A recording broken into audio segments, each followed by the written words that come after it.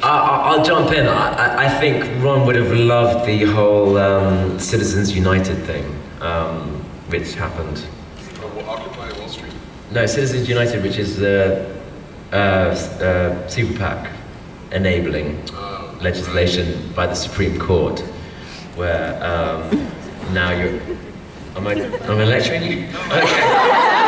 Tell us about Citizens United. No, I will. There was a decision to basically take off any limits in funding for campaigns. So anybody, any group of citizens could create a super PAC. could just pay for whatever advertising they want. So it means that anybody who's going to get elected Needs a lot of money.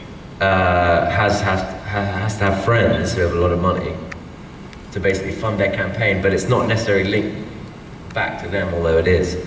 And I think, you know, with the election, that one of my favorite storylines on the show was the election where Baltar was threatening to get elected, and everyone decides to rig the election, which was just genius. And I think Ron would have, you know, loved that whole other element, which is, you know, the finance thing. But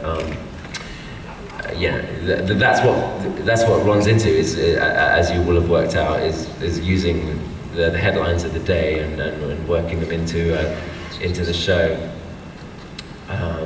in a less literal way than Aaron Sorkin's doing right now. But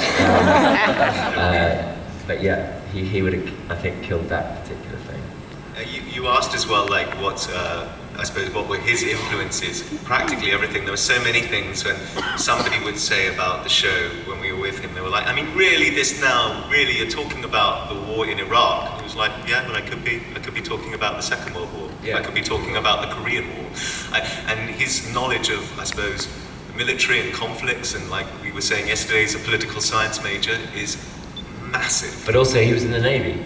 Yes. So he's referencing lots and lots of things.